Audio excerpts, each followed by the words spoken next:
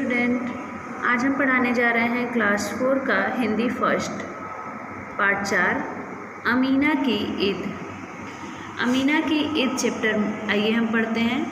इसमें अमीना की ईद के बारे में बताया गया है कि जब ईद आता है तो सब लोग, चाहे कोई भी त्यौहार आता है तो सब लोग कितनी खुशी से मनाते हैं, मिठाइयाँ बनती हैं, नए कपड़े आते हैं। लेकिन अमीना की ईद में क्या होता है, आइए हम इस पाठ में जानते हैं। ईद का त्यौहार आ रहा है, सारे गांव में हलचल है, ज़ोर शोर से तैयारियां चल रही हैं, सबके नए नए कपड़े बन रहे हैं, हर किसी के मन में उमंग है। पर बेचारी अमीना मन मारे घर में बैठी है। अमीना क्यों घर में बैठी है? क्योंकि उसके पास ना तो पैसे रहते हैं, ना कपड़े रहते हैं, और कैसे ईद मनेगा इसकी भी चिंता अमीना को लगी है। पहले उसका पति बीमार की भेंट चढ़ गया, फिर उसका बेटा रईसू मजदूरी करके परिवार का गुजारा करने लगा। 1 वर्ष पहले वह भी नौकरी की तलाश में बाहर गया, जो आज तक नहीं लौटा। अमीना का बेटा रईसू, जो मजदूरी करके घर को चला रहा था, वो नौकरी करने के लिए बाहर गया और 1 वर्ष हो गया, अभी तक वो आया नहीं था। वह अब बूढ़ी अमीना का जीना दूभर हो गया था। कभी कभी उसे गांव में छोटी मोटी मजदूरी मिल जाती, उसी के बल पर भूखी रहकर फटे पुराने कपड़ों में लिपटी वह किसी तरह अपने जीवन की गाड़ी खींच रही थी। वह किसी के घर छोटी मोटी मजदूरी करके अपना किसी तरह काम चलाती थी और फटे पुराने कपड़े पहनती थी, कभी खाती थी कभी नहीं खाती थी। ऐसे वो अपना जीवन चला रही थी। गांव के अधिकतर धनी लोग उससे सहानुभूति का दिखावा करते थे, पर कोरी सहानुभूति से न तो भूखे पेट भर सकते हैं, न ही अधनंगे शरीरों पर कपड़े ढक सकते हैं।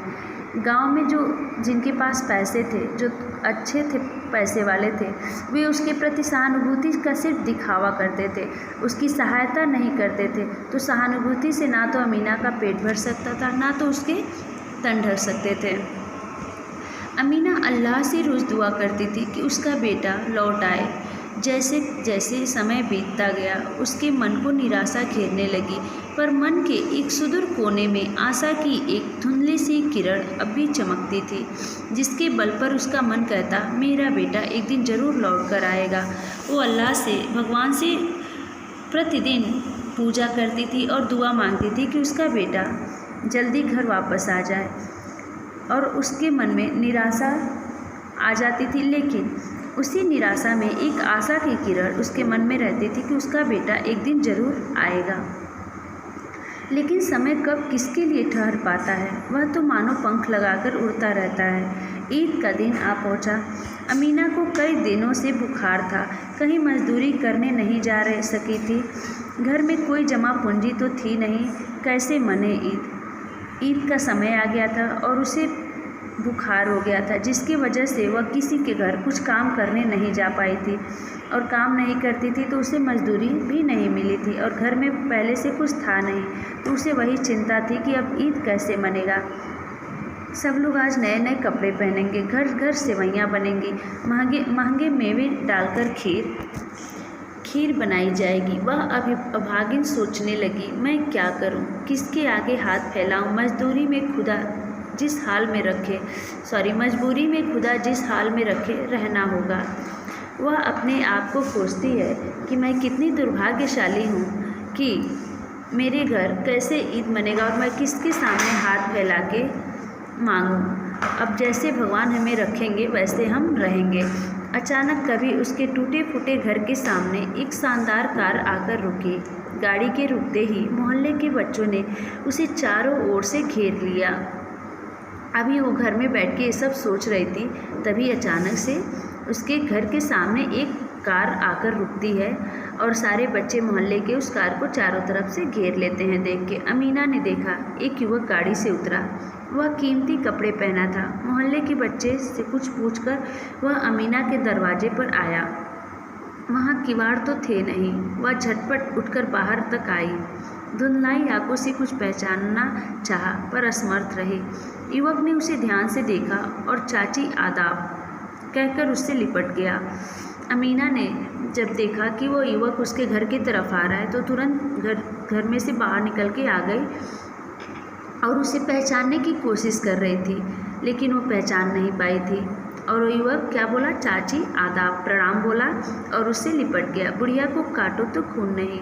वह युवक की इस हरकत पर सम के मारे पानी पानी हुई जा रही थी। यहाँ पे मुहावरा दिया है कि सम के मारे पानी पानी, बुढ़िया को जैसे, और यहाँ पे काटो तो खून नहीं, ये भी हमारा मुहावरा है। जैसे उसे अचानक से कोई झटका लगा हो और वे डर गई कि ये कौन सा युवक है जो उससे लिपट गया है। कौन है यह आदमी, बेहया कहीं का, और उसे अंदर ही अंदर कोस रही है कि ये कौन है जो हमसे ऐसे लिपट गया है। न जान न पहचान, आया और हुआ इस तरह लिपट गया जैसे मैं सचमुच इसकी चाची हूँ। और वे उसको अंदर ही अंदर कोस रही है और गुस्सा कर रही है कि ऐसे लिपटा है जैसे मैं सचमुच में इसकी चाची हूँ। पर इसने मुझे चाची क्यों कहा, ज़रूर इससे भूल हुई है। वे ऐसा सोचती है कि ये भूलकर हमको चाची कह रहा है। युवक बूढ़ी के मन की बात समझ गया। वह बोला, हद हो गई, अपने बेटे किशन को नहीं पहचान रही चाची। किशन उसके व्यवहार से उसको समझ गया और बोला कि आप मुझे नहीं पहचान रही हैं चाची, मैं आपका बेटा किशन हूँ। किशन, लाला जसवंत राय का बेटा। तब तुरंत वो अमीना बोलती है कि किशन, वो लाला जसवंत राय का बेटा, मेरे रईसू का दोस्त। कहते ही अमीना के सूखे ओठों पर मुस्कान खेल गई। वे कहकर खुश हुई और वे हंसने लगी। चाची, अब आपने ठीक पहचाना। तो वे कहता है कि अब आप हमको पहचान गई। मकान बेचकर गांव से गए हुए हमें 20 बरस हो गए। आपको अब तक सब बातें याद रही, बड़ी अच्छी याददाश्त है आपकी। किशन बोला। वो बोलता है कि हमको 20 साल हो गए, 20 साल बाद हम आपसे मिले हैं, लेकिन आप हमें पहचान गई, ये बहुत अच्छी बात है। आपकी याददाश्त बहुत तेज है। हाँ किशन बे, नहीं किशन बाबू, बूढ़ी ने कुछ कहना चाहा। किशन उसकी बात बीच में ही काट कर बोला, नहीं चाची, मेरी प्यारी चाची, मुझे किशन बाबू मत कहो, पहले की तरह किशन बेटा ही कहो न चाची। माताजी पिताजी के गुजरने के बाद मैं किसी के मुंह से बेटा सब सुनने के लिए तरस गया हूँ चाची। वे कहता है कि आप मुझे किशन बाबू ना कहकर आप मुझे किशन बेटा कहिए, क्योंकि मेरे मम्मी पापा अब नहीं रहे और मुझे बेटा सुनने का मन कर रहा है। वो अमीना से कहता है, तू कितना बड़ा आदमी बन गया, फिर भी बिल्कुल नहीं बदला। मेरे बच्चे, तेरे माँ बाप नहीं रहे, कितने अफसोस की बात है। दोनों कितने अच्छे इंसान थे, सबके दुख दर्द में शामिल होते थे हमेशा। मैं ही बदकिस्मत सारे दुख देखने के लिए जिंदा हूँ। अमीना ने दुखी होकर कहा। वे कह रही है कि आपके मम्मी पापा कितने अच्छे थे और सबके दुख दर्द में सबकी सहायता करते थे, शामिल होते थे, और वे गुजर गए। और मैं कितनी बदकिस्मत हूँ जो इतना दुख झेलते हुए मैं अभी भी जिंदा हूँ। नीम के पेड़ के नीचे एक पुरानी चारपाई डाल दी गई। किशन उस पर बैठ गया। अरे मैं तो भूल ही गया, कहता हुआ किशन एक झटके से उठा और बाहर खड़ी हुई गाड़ी में से ढेर सारा सामान लाकर अमीना से बोला, चाची देखो, आज ईद है ना, इसमें नए कपड़े हैं, नए कपड़े पहनो और देखो चाची, इनमें है सेवइयाँ और खीर, आपकी बहू ने आधी रात तक बड़े मन से तैयार की है। चाची, आपको मैं अभी ईद का एक बेशकीमती तोहफा और भी दूंगा। ढेर सारे कपड़े और सेवइयाँ, मिठाई, खीर सब निकाल के देता है और कहता है कि मैं आपके लिए एक बेशकीमती तोहफा और भी लाया हूँ, अभी मैं देता हूँ। वह आश्चर्यचकित थी। यह सब क्या है? क्या खुदा ने ही अपना आदमी उसकी मदद के लिए भेज दिया है? अमीना ये सब देखकर वो बहुत ही आश्चर्यचकित होती है कि क्या भगवान ने ही इस आदमी को मेरे पास भेजा है मेरी सहायता करने के लिए। आज रईसू की याद अमीना को परेशान कर रही थी। वह मन की बात छिपा न सकी और बोली, बेटे किशन, अब मन में दुख का कांटा बिंधा हो तो क्या ईद? वे कहती है कि मन में जब दुख हो तो ईद क्या मनाएं? कौन सा कांटा चाची? वो पूछता है, किशन पूछता है कि कौन सा कांटा चाची, साफ साफ बताओ ना। किशन ने पूछा। बेटा रईसू साल भर पहले नौकरी की तलाश में बाहर गया था, आज तक नहीं लौटा, कोई खैर खबर भी नहीं आई। इससे बड़ा दुख मुझे और क्या हो सकता है? अमीना ने कहा। वे कहती हैं कि मेरा बेटा रईसू 1 साल से बाहर गया है, अभी तक वापस नहीं आया है, इसलिए इससे बड़ा मेरे लिए दुख की बात और क्या हो सकती है? खुदा बड़ा कारसाज है चाची, चलो उसकी कारसाजी का नमूना देखें। किशन यह कहकर अमीना को गाड़ी के पास ले गया और पिछली सीट का दरवाज़ा खोल दिया। अमीना कार के भीतर झांककर उछल पड़ी। उसका बेटा रईसू पिछली सीट पर दवा के नशे के कारण सोया हुआ था। किशन कहता है कि खुदा बहुत ही कारसाज है। मतलब बहुत ही, किशन कहता है कि खुदा बहुत ही कारसाज है, मतलब बहुत ही विचित्र काम करने वाला है। वो कब किसको दुख दे सकते हैं, कब किसको सुख दे सकते हैं, ये कोई नहीं जानता है। और वे अपने गाड़ी के पास ले जाते हैं और अब पीछे का दरवाज़ा खोलकर अमीना को दिखाते हैं और तो देखती है तो सीट पे उनका बेटा रईसू नशे में सोया हुआ होता है। ऊपर वाले तो कितना मेहरबान है, अमीना खुश होकर कहती है। कहकर वह रईसू को पहचान कर उससे लिपट गई और खुश होकर वो रईसू को गले लगा लेती है। रईसू ने हड़बड़ाकर आंखें खोली और अम्मी कहकर अपनी माँ से लिपट गया। वे अम्मी कहकर अपने माँ से लिपट गया। रईसू के लौटने की खबर जंगल में आग की तरह फैल गई। सारा गांव इकट्ठा हो गया। सारे गांव में ये बात बहुत तेज़ फैली और सारे गांव के लोग इकट्ठे हो गए रईसू के आने की खबर सुनकर। दूसरी बात है कि आने वालों के मन में सहानुभूति के स्थान पर कुतूहल का भाव अधिक था और कुतूहल भी रईसू का कम। चमचमाती कार में बैठकर आने वाले किशन का अधिक। और सारे लोग वहाँ पे इकट्ठा होकर और खुशी से रईसू को देखते हैं और गाड़ी को भी देखते हैं। इस कहानी के उलझे हुए सूत्रों को रईसू और किशन ने सुलझाया। उनकी बातों का सार यह था कि 1 बरस पहले नौकरी की तलाश में शहर में भटकता हुआ रईसू एक भयंकर दुर्घटना का शिकार हो गया था। सरकारी अस्पताल में लंबे इलाज से उसकी जान तो बची, पर वो अपनी स्मरण शक्ति खो बैठा। किशन बताता है कि रईसू जब नौकरी करने के लिए शहर गया था तो उसका एक्सीडेंट हो गया था, भयंकर दुर्घटना हो गई थी और जिसकी वजह से वो अस्पताल में उसका इलाज चल रहा था और उसकी याददाश्त शक्ति मतलब स्मरण शक्ति खो दिया था। 2 दिन पहले किशन किसी काम से अस्पताल गया तो उसने रईसू को देखते ही पहचान लिया।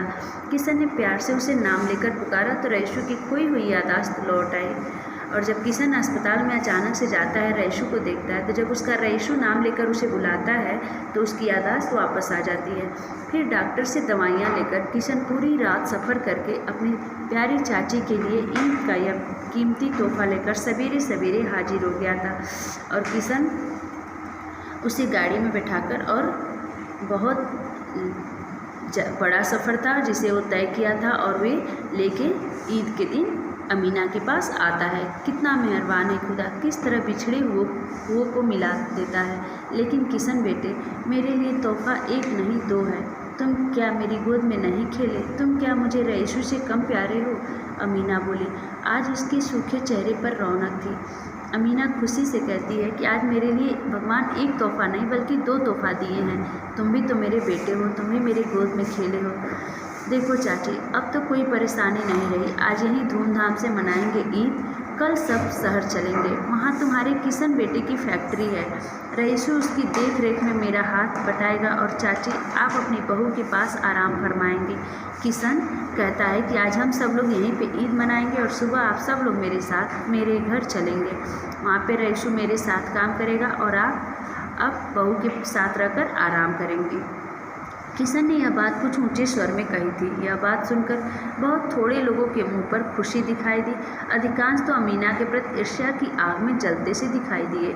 बड़ा विचित्र है यह संसार। यह गरीब की सदा उपेक्षा करता है, लेकिन कोई निर्धन बेसहारा व्यक्ति सुख से जीवन बिताने लगे तो यहाँ उससे अकारण डर रखने वालों की भी कमी नहीं रहती। यहाँ पे इस संसार में बताया गया कि इस संसार में ऐसे विचित्र लोग हैं कि जो जब इंसान गरीब रहता है तो उसकी उपेक्षा करते हैं, उससे कोई बात करना पसंद नहीं करता, उसे सब लोग छोटा समझते हैं। और निर्धन बेसहारा व्यक्ति अगर सुखी हो जाए तो उससे सब लोग ईर्ष्या करने लगते हैं कि कैसे सुखी हो गया।